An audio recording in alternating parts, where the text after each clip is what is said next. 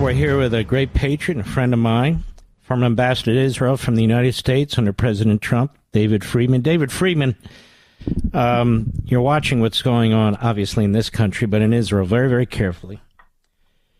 And the Israelis lost in one building collapse, I believe it's 21 of their soldiers. 21 of their soldiers. What do you make of that? Well, Mark, so just to put it in context, 21 soldiers is more than 10% of all the soldiers that were lost in this battle, which has been about 110 days. So in one day, they experienced more than 10% of their total loss of life. And they did it, and this is what I don't understand, and I think a lot of people in Israel don't understand. They did it laying explosives in a bunch of already abandoned buildings. Now, there are no civilians there. What happened? They're laying these explosives, and they were fired upon by a Hamas terrorist, a rocket-propelled grenade. It hit one of the explosives, and it triggered a chain reaction, and 21 people were buried in the rubble. Now, it doesn't make any sense to me, because if you want to destroy a building, you can do it from the air. You can do it without any exposure to human life. Why would they do it this way? And it just so happens, if you look at the New York Times the day before, there's a big article about how Biden has impressed upon Israel the need to go to a more low-intensity style of warfare. So, I don't know what low-intensity warfare means, but it looks to me like what Biden has been trying to force Israel to do is to basically put more soldiers' lives at risk, to go do things, from house to house and hand to hand, when, air power would have been sufficient. And if that's the case, and I think a lot of people are asking this question tonight, there'll be an investigation by the Israeli government, but if that's the case, then, this intervention by Biden, neither him nor Blinken nor Sullivan have any military expertise at all, let alone in ground combat in Gaza.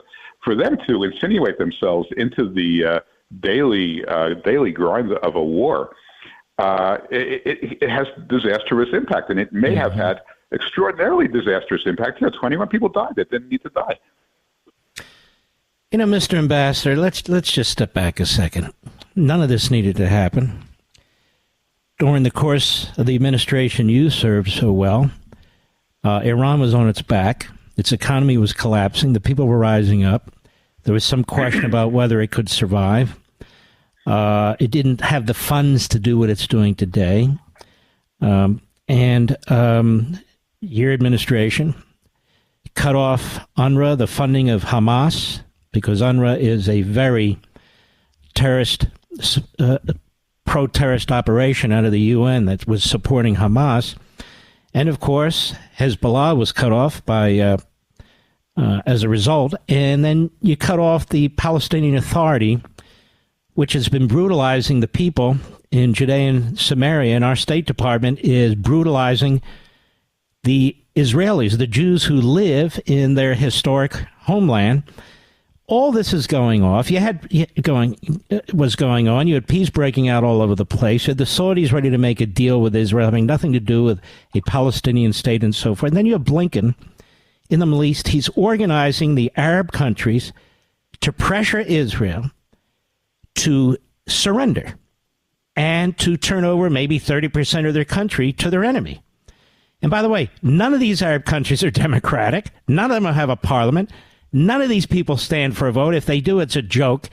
But they seem to think the Palestinians will if they get a new country. And so all of this is being pushed by Biden, Obama, Blinken, Malley, Thomas Friedman, and the other reprobates. They're blowing up the Middle East, aren't they, Mr. Ambassador? Yeah, they really are. I mean, it's really hard to watch because, as you point out, 3 years ago, it was a whole different world. Look, Iran was broke. They were absolutely broke when we left office. They're now a very wealthy country. None of the sanctions that were put in place are being enforced. They're selling, billions of dollars of oil to Russia and China, our two biggest enemies. And they're taking all the money that they're making, and they're funding, as you point out, Hezbollah, they're funding Hamas, they're funding the Houthis. They're directing attacks against America that up until now our response has been incredibly tepid, from these responses. And the crazy thing is that, as you point out, they want the Arab countries in the area. They don't want a two-state solution. They don't want to create another terrorist state.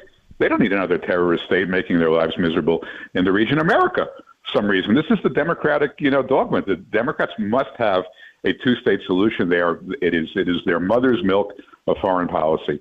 And look at this state that they want to create.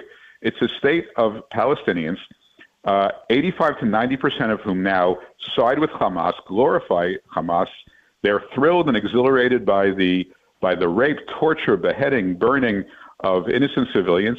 And America wants to put its fingerprints on a state for these people? I mean, it is just madness. And I can tell you, the people of Israel want to talk about a two-state solution. Like I want to talk about having root canal. I mean, this is the last thing they want to talk about right now, as they're grieving the loss of so many of their families, as 130 people remain stuck underground, who knows where, in tunnels, in shafts, never seeing the light of day, being subjected to all kinds of abuse. Men and women are reported to being sexually abused. I mean, this is what Israel's facing. And they want to hear from their strongest ally that they should go to a low-intensity battle and push forward for a two-state solution. I mean, this is exactly the wrong message that they should be sending. And the enemies of America and the enemies of Israel are watching this, and they're laughing. I mean, this is giving them aid and comfort. This is giving them, the gasoline, the fuel to go on, because they see that America's greatest ally is turning against Israel. So it's all very, very disturbing and frustrating from where we were 3 years ago. And why, Mr. Ambassador, as a matter of official Biden administration policy, have no policies changed toward Iran that existed on October 6th after October 7th? They still have not put the sanctions in. That is, they still have not enforced them. Even after the attack, they sent another $10 billion directly to them. Israel's the one that has to give up. Israel's the one that has to give up land. Israel has to do this and that. Iran doesn't have to do anything. What kind of insanity is this, sir? Look, they've made available to Iran in the last 6 months $16 billion of sanctions relief. $16 billion. That's more money than they were ever talking about giving to Israel in foreign aid. Yesterday, a 22-year-old man just wanted to be free, just wanted to express his desire for more freedom. He was executed yesterday by the Iranian government. Nobody seems to be, making any noise about that. It's upside down. It's just all upside down. It's rewarding and incentivizing the worst behavior, and it's failing to stand with the only democracy, the only friend that America has in the Middle East. That's been a true friend for 50 years, a mutual relationship which gives great benefits to America on so many different levels. So I don't understand it, and as I said earlier, it's very frustrating. Ehud Barak, I will say, was a failed prime minister, almost sold out his entire country. If it wasn't for Arafat, I don't think Israel would even exist today, because that little rat Fink wanted everything and couldn't get it all at once, but he almost did. And so he basically left the prime ministership in disgrace. And yesterday, the week before, he's continuing his campaign against the current government and Benjamin Netanyahu personally, but he's endangering, in my view, the existence of Israel and the people of Israel, because even today he said that there needs to be an election and we need to move to a two-state solution with peace negotiations with the Palestinians immediately. I mean, I'm thinking about our own country. Yeah. If somebody was doing that and so forth and so on, we'd be viewing that person as an saboteur. What's with this guy? Well, the good news is that in Israel, nobody listens to David Barak. So, I mean, he's really kind of howling at the moon. He was a great general. I mean, when he was in the military, he did some great things. But somehow, since he's been out, since he was defeated by Netanyahu about 20 years ago, he has had an axe to grind. But he has, fortunately, zero influence. I mean, he's tried recently to run for office. He's got no traction.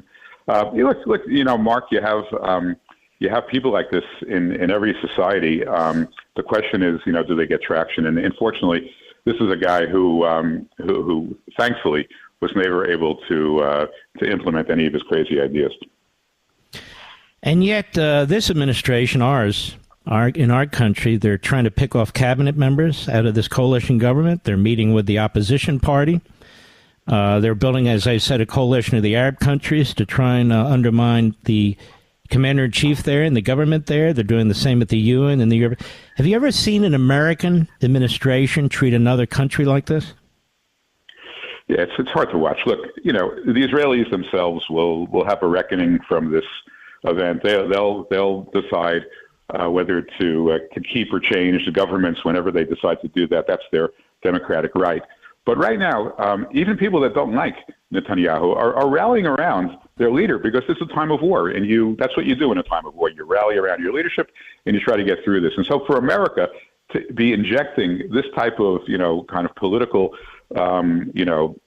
favoritism at this time, and it's the media fault as well. The media creates conflicts that don't even exist. I mean, the media blows up every disagreement between Biden and Netanyahu as this major rift because they also want to see Netanyahu out. So, he's facing the challenge of his life. He is, I believe, up to the challenge, and I think he will hopefully lead this country through the most challenging time in their history. But what they don't need is America showing up at the war cabinet, America offering advice as to how to prosecute the war, or America trying to, move the pieces around to get a government of their choosing rather than of Israel's choosing. All right, Mr. Ambassador, we'll have you back. Very, very important to hear your voice throughout the country. David Friedman, God bless you, my friend. Well, God bless you. Thanks, Mark. Be well. He's a great guy. Absolutely terrific patriot.